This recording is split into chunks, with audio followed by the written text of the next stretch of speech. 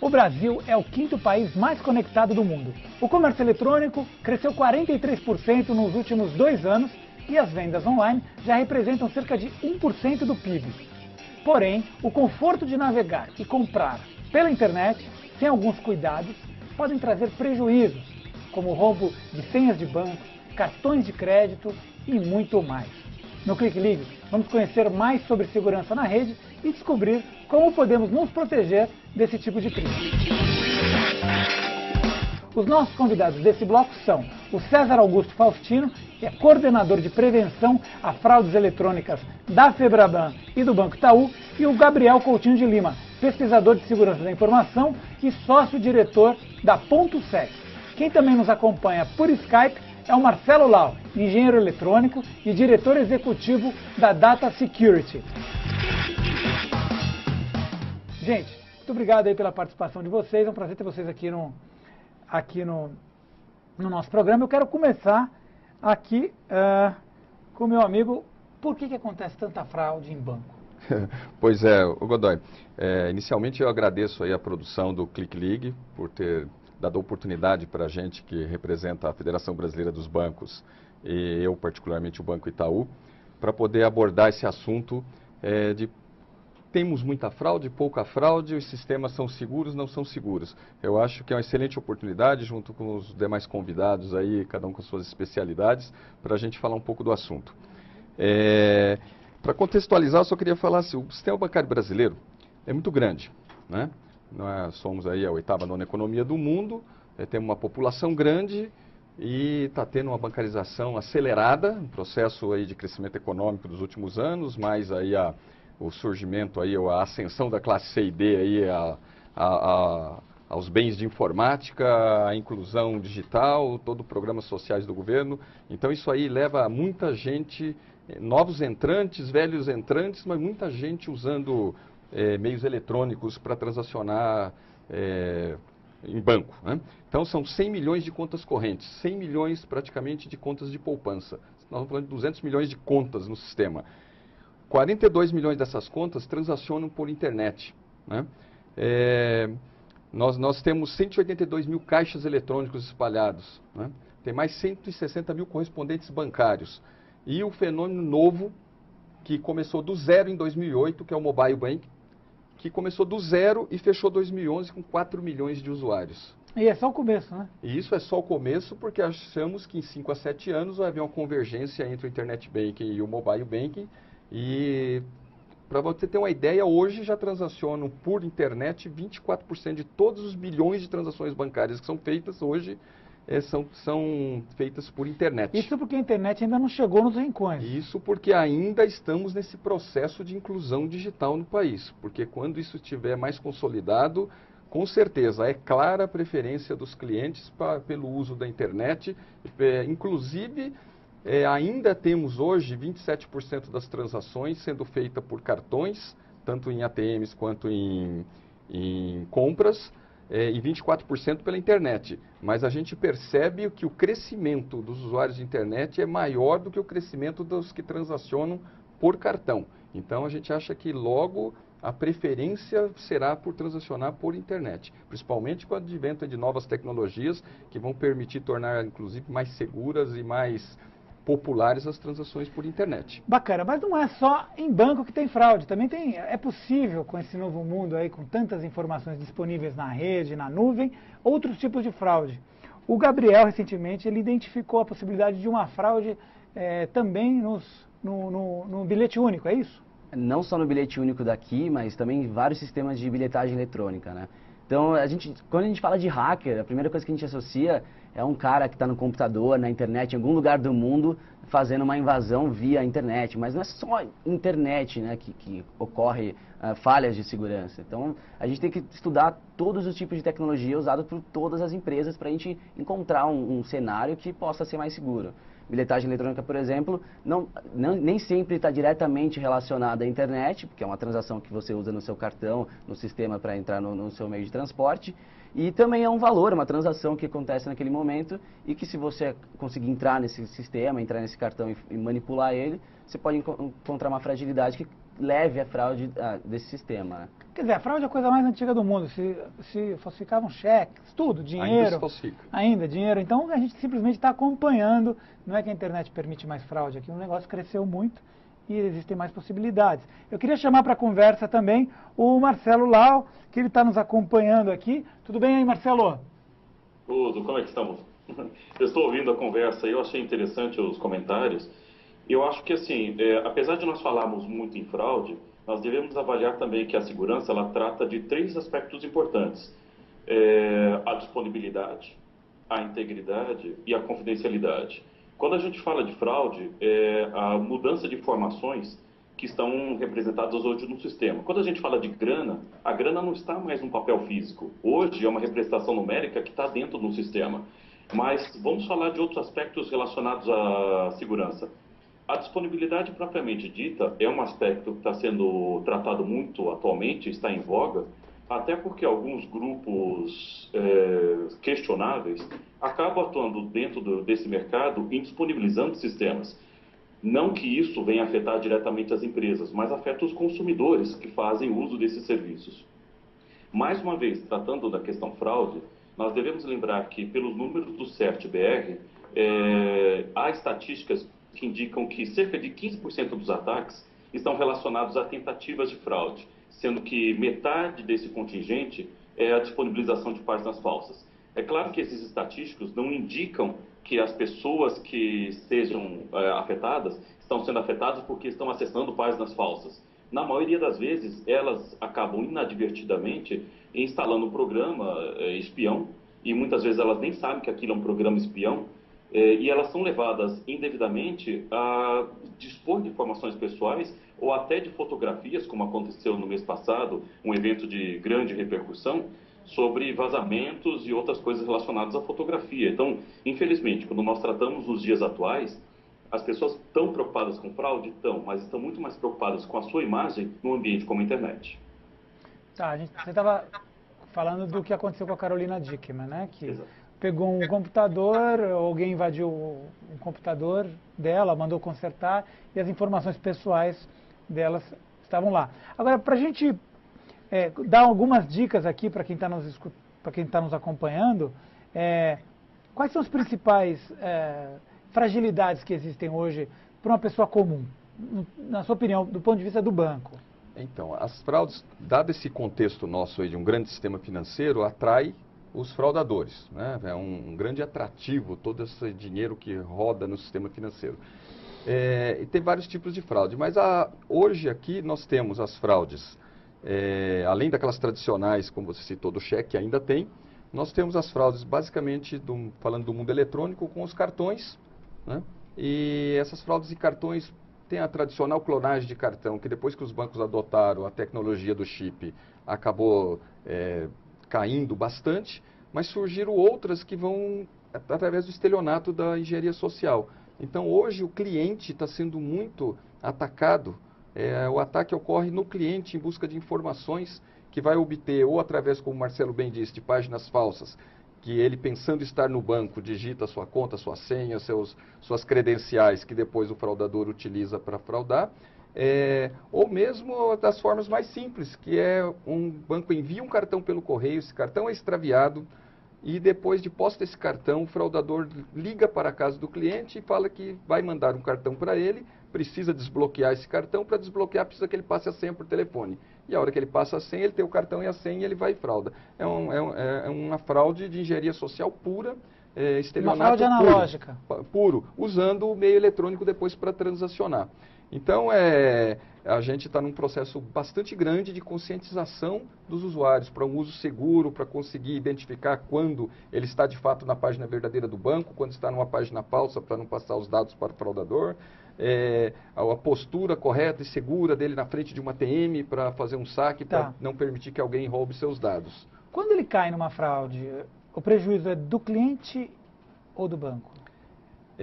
Na verdade, eu costumo dizer que o prejuízo é da sociedade. Quando nós falamos que é mais de 1 bilhão por ano que são levados pelos fraudadores, a gente está vendo que esse dinheiro não vai para caridade, vai para alimentar outros tipos de crimes, vão se transformar em armas, vão se transformar nos crimes nos faróis, vão se transformar em outros tipos de crime. Então a sociedade paga a conta.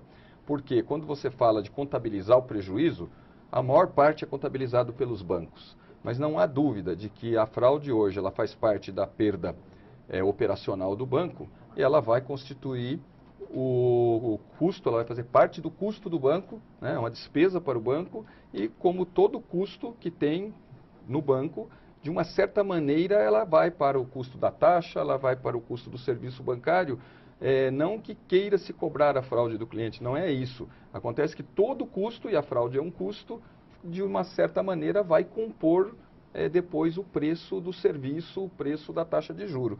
Então a sociedade é que acaba pagando. Do ponto de vista material e assim, falando simples, de forma simplória, o banco tem ficado com a maior parte do prejuízo e somente quando o banco não vê responsabilidade ou que foi uma negligência muito grande do cliente que não foi apenas enganado, mas ele colaborou para ser enganado, é que às vezes não há ressarcimento. Mas os bancos têm bancado a maior parte dessa fraude. Gabriel, você quer falar alguma coisa? Até complementando, né? Eu sou mais da área técnica mesmo, mas eu costumo dizer que tem dois tipos duas categorias, vamos dizer assim, né, de ameaças ao usuário final, né? Um lado é o lado da engenharia social, que eu acho que vai ser... Vamos explicar direitinho o que é engenharia social? É você manipular a pessoa, você enganar o usuário final. Ah, isso chama engenharia pessoal? Engenharia social, é. Até no passado teve a história do Mitnick, que é considerado um gênio da engenharia. Quem é o Mitnick? Kevin Mitnick, foi por muito tempo considerado o gênio dos hackers. Maior. E ele conseguiu, assim, manipular a rede de telefonia, se eu não me engano, norte-americana, por meio de manipulação das pessoas. Inclusive, ele é autor de um livro chamado Arte de Enganar, super interessante sobre o assunto de engenharia social. Então, aquilo, você tem um usuário, ele precisa usar o sistema. Então, ele tem o acesso ao sistema. Se você enganar e fizer com que ele faça algo que você queira, você acaba conseguindo acesso por meio dele. Não por uma fragilidade técnica, não por uma vulnerabilidade no sistema, mas pelo usuário mesmo. Você manipulou ele para que ele faça algo que você queria. Para que ele te desse o acesso dele, para que ele habilitasse alguma coisa para você. É o truque mais antigo do mundo. E vai continuar existindo, porque é bem difícil você conseguir impedir, porque ele está usando o sistema normalmente, né? É difícil você impedir esse lado da engenharia social. Agora, por outro lado, tem as fragilidades técnicas, né? As vulnerabilidades que nas tecnologias mesmo. Até estava comentando recentemente um estudo que a gente fez para restaurantes que usam Palm para anotar pedidos dos clientes, né? Então esse Palm entra numa rede Wi-Fi e a gente achou uma fragilidade num sistema desses, que eu fazia um pedido, entrava na rede Wi-Fi, usando vulnerabilidades de rede Wi-Fi mesmo para craquear. Na hora que eu ia fazer o pagamento, depois que eu já pedi meu almoço, meu lanche, meus refrigerantes, minha sobremesa, tudo, eu deletava do histórico do servidor, que eu já tinha invadido por um mobile ou por um notebook, algumas coisas que eu pedi. Então, quando vinha a minha conta, eu já tinha consumido alguma coisa, mas sumia determinados itens. Isso graças a uma fragilidade da tecnologia que está sendo usada ali em questão, né? Então, a gente tem o lado da engenharia social, do cara sendo enganado, e o lado das fragilidades, das vulnerabilidades técnicas mesmo, na tecnologia. Tá bom, pra gente encerrar esse primeiro bloco, Lau, 30 segundos aí para dar as suas dicas matadoras para se proteger nesse novo mundo aí. Bom, eu acho que, em primeiro lugar, nós falamos de fragilidades técnicas pelo lado dos provedores e fornecedores de serviços, mas não podemos esquecer que o próprio usuário, ele precisa se proteger. Desde o smartphone, nos cuidados de ter um antivírus, de tomar cuidado com o que baixa e executa no seu smartphone, até no que ele utiliza no seu computador pessoal para se proteger. Então, ter o seu computador sempre atualizado, sempre ter instalado um antivírus atualizado. Firewall eu considero questionável, porque se o usuário não souber o que bloquear ou deixar de bloquear, ele infelizmente vai deixar certas coisas passarem. Mas um cuidado especial vale para o usuário de computador leigo. Não clique em nada que ele não saiba para onde esteja indo. Principalmente cliques reduzidos que você não consegue ler para onde você está indo. E aí eu começo a mencionar uma coisa bem específica. Twitter. Links reduzidos, na maioria das vezes, não nos permitem saber para onde nós estamos indo. Quando você abre a página, às vezes é tarde demais. Muito obrigado aqui pela participação de vocês. Obrigado, Marcelo. Obrigado, César. Obrigado, Gabriel. Você também pode acompanhar o Clique Ligue pela nossa página no Facebook, que é muito simples, é /RedeTVT, ou pelo Twitter, @RedeTVT. A gente vai fazer um pequeno intervalo e a gente volta já já.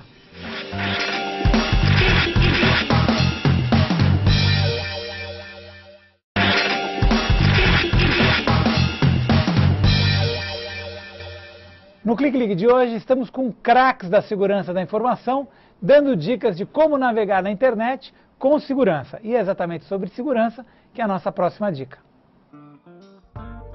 As redes Wi-Fi ou wireless nos libertaram dos fios na hora de nos conectarmos à internet e são a cada dia mais populares em casas e escritórios.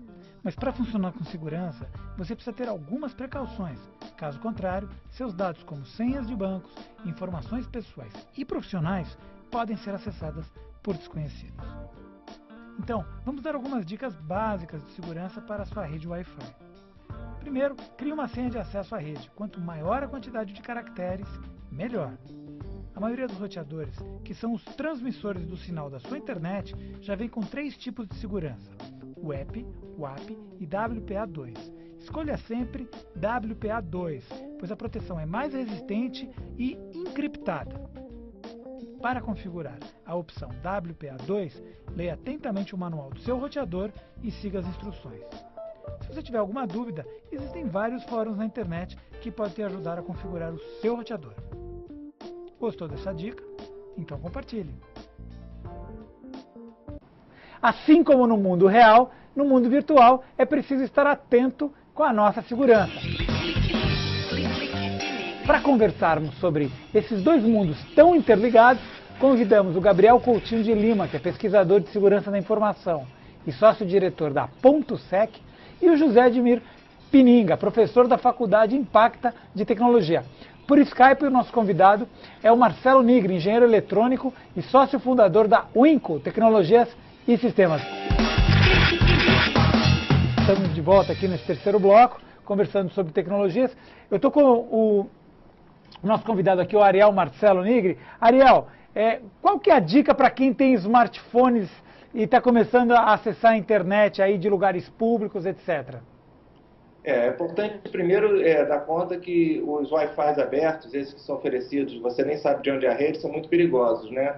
Então, principalmente no que se diz respeito a informações sensíveis, se você vai acessar seu e-mail, se você vai fazer alguma coisa assim que vai circular dados pessoais, evitar fazer sobre Wi-Fi públicos. É uma boa ideia você usar um antivírus para dispositivo mobile, quando tem o AVG, ele tem uma versão muito boa para o Android, que está disponível na Play Store. Ela evita que você baixe softwares maliciosos e faça alguma coisa no seu telefone, alguma coisa que passou, que está na Play Store e não era para estar lá porque tem algum problema de Trojan, que é o maior problema dos celulares hoje.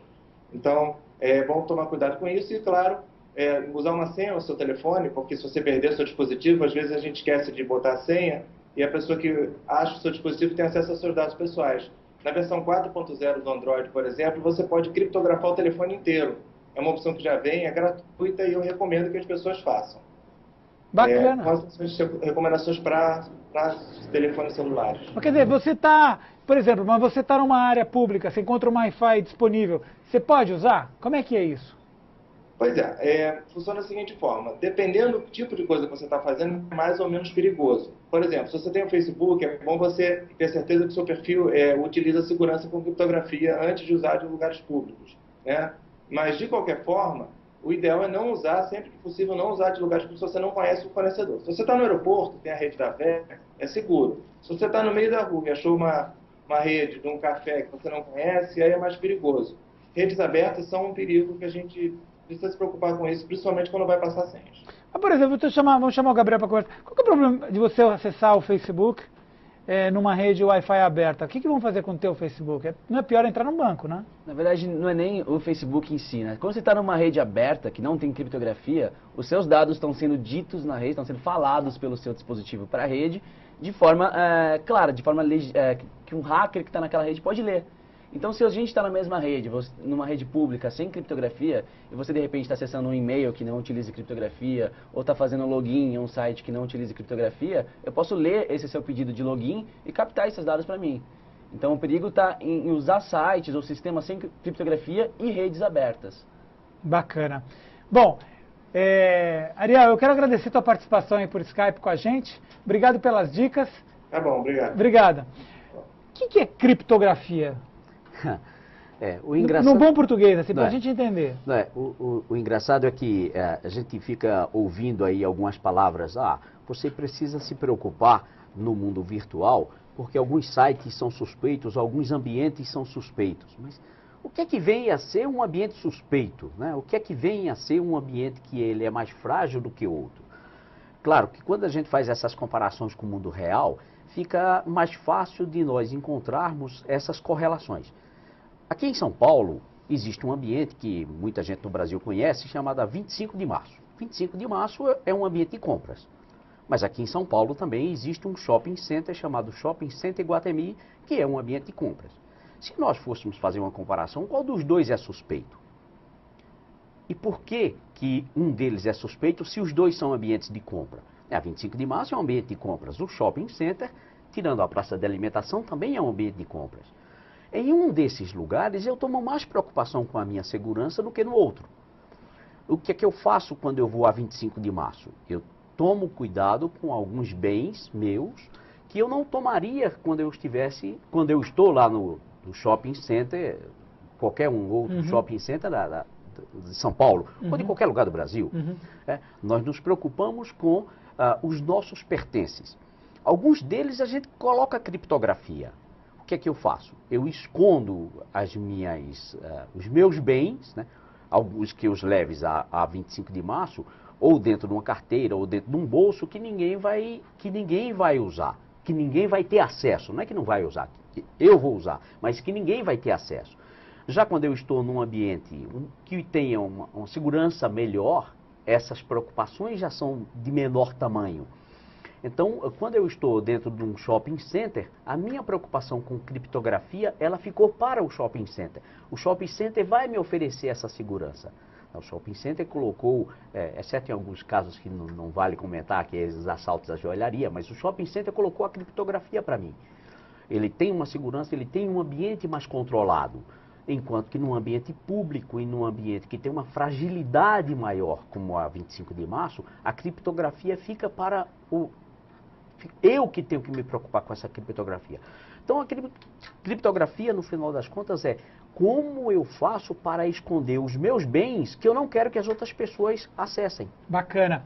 Muito boa explicação. Eu queria chamar o William Levati, ele é da Módulo Security, tecnólogo em processamento de dados e que vai dar sua contribuição com a gente aqui via Skype, exatamente sobre isso, né? Como que a gente se protege nesse mundo tão conectado, William? A gente tem a obrigação de defender as nossas informações, sobretudo aquelas informações que são sigilosas, para as quais a gente jamais entregaria a outra pessoa, se nós fôssemos abordados como o nosso colega estava comentando, numa 25 de março ou num outro local de grande circulação. A questão, quando você trata da internet, é que num site de compras, por exemplo, você estabelece uma relação teoricamente confiável e você oferece as suas informações sigilosas como se fossem informações banais.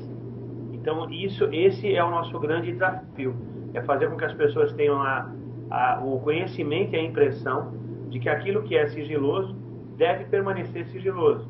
Ou seja, eu só posso entregar informações quando eu tiver desejo de fazer algum tipo de compra ou algum tipo de transação com aquele determinado site. Mas tem que partir de mim. Não pode partir simplesmente de uma pergunta que me é feita dentro de um determinado site que eu vou entrar e eu vou lá e coloco essas informações de modo sigiloso. Eu queria uma pergunta básica, assim. Num cadastro simples, a gente pode dar o número do nosso CPF ou é melhor evitar isso de todas as sortes e maneiras? Eu costumo dizer sempre o seguinte: quando você entra num site e você está buscando fazer esse cadastro, você precisa saber se ele é confiável.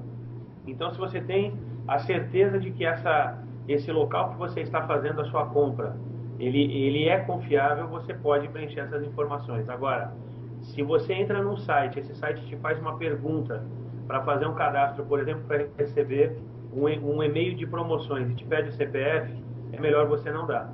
Mas o que dá para fazer com o CPF de uma pessoa? Deixa eu puxar aqui rapidinho, Gabriel. Gabriel, o que dá para fazer com o CPF de uma pessoa? Dá para levantar muitas informações das pessoas, até pelo próprio sistema da internet. Hoje em dia, você pagando na internet, você consegue levantar muitas coisas financeiras da pessoa só pelo CPF. Então, é arriscado. É como ele disse, né? Por exemplo, você vai entrar no site para fazer um download, pedir o CPF, Você precisa fornecer seu CPF para fazer um download? Acho que não. Então acho que não precisa colocar. Acho que de repente você vai fazer um cadastro numa loja, algo que você está pagando, está comprando, talvez seja mais interessante você fornecer realmente seu CPF. Mas para algo como fazer um simples download, eu não vejo necessidade. Então se você não vê necessidade, acho que não vale a pena você passar essa informação. E para, por exemplo, uma ação promocional, publicidade, uma campanha, você quer participar de algum tipo de sorteio, de uma marca famosa, etc. Vale a pena dar o CPF ou é melhor evitar? Existe risco de você participar fornecendo seu CPF até para uma marca boa? Bom, nós também precisamos lembrar o seguinte, que quando nós somos convidados a nos cadastrar em qualquer que seja a promoção, mesmo as promoções físicas, nós também precisamos lembrar o seguinte, que o CPF ele sempre foi público. Se nós olharmos as folhas do talão de cheque, o meu CPF está lá explícito. Então o CPF pode ou não ser uma informação muito perigosa de passar adiante, mas ele já é explícito. Se você entrar lá no site da Receita, você pode pesquisar o nome das pessoas pelo CPF. O grande desafio não é passar o CPF, o grande desafio é eu me preocupar com minhas outras informações que elas podem me comprometer mais ainda. Veja o seguinte, digamos que você recebeu uma solicitação de cadastro. Se cadastre nesse site para você receber informações a respeito da TVT, porque a TVT tem programas muito bons, você vai lá e se cadastra.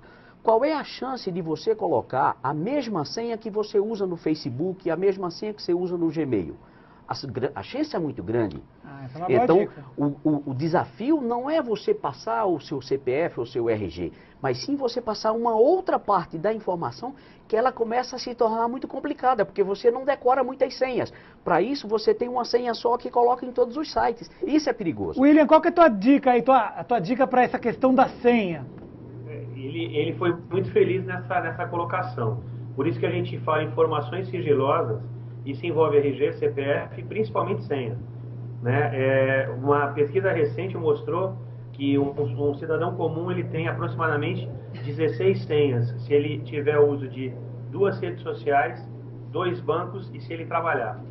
Ou seja, você tem uma senha dentro do seu emprego, você tem uma senha para acessar um banco, você tem outra senha para acessar outro banco e o recomendado é que você tenha de fato senhas diferentes para cada coisa dessa. A dica que a gente sempre dá para que essas senhas possam ser lembradas é você utilizar frases de passagem e com essas frases de passagem você poder recordar detalhes sobre essa senha. Então, frases de passagem podem ser as mais variadas possíveis, como por exemplo, hoje está fazendo sol, e você se lembrar das primeiras letras dessa frase, né? O hoje, o H, o está, o E, o F, né, de fazendo e o S de sol. E aí você, junto com isso, colocar caracteres que possam te lembrar exatamente desses números. Então, para o hoje, você pode utilizar um H8, porque seria a 8ª letra do alfabeto. Né? O E5, então você já teria H8, E5, o F, e assim por diante. Você monta uma senha com 8 caracteres, se lembrando dessa frase de passagem. Claro que essa frase que eu dei aqui foi muito simples, mas cada um de nós tem uma frase emblemática. Quer seja com seu filho, quer seja com seu amigo, quer seja com seu time do coração aí que está fazendo algum tipo de coisa muito importante. Então você vai se lembrar naquele momento de como é que você construiu a sua senha. E você vai ter acesso às suas informações, evitando que você possa passar por um processo de fraude, utilizando a mesma senha para todos os lugares, que é a coisa mais comum, ok? Né? Quando eu disse aqui 16 senhas, conheço muita gente que tem uma senha só para acessar esses 16 sistemas, essas 16 bases de dados. Uma excelente dica. Muito obrigado aqui pela tua participação, obrigado por essa dica super valiosa. A gente vai ter que encerrar o programa. Gente, eu agradeço a você também que nos acompanhou até agora e que pode assistir a esse e a outros programas aqui no portal da TVT. O endereço é tvt.org.br ou, se preferir, pode também baixar o nosso aplicativo para Android e ver no seu celular. Você também acompanha o que acontece aqui pelo Facebook, é só procurar por /RedeTVT e no Twitter é só digitar @RedeTVT. A gente se encontra aqui na semana que vem ou a qualquer momento na internet. Muito obrigado a todos. Tchau, tchau.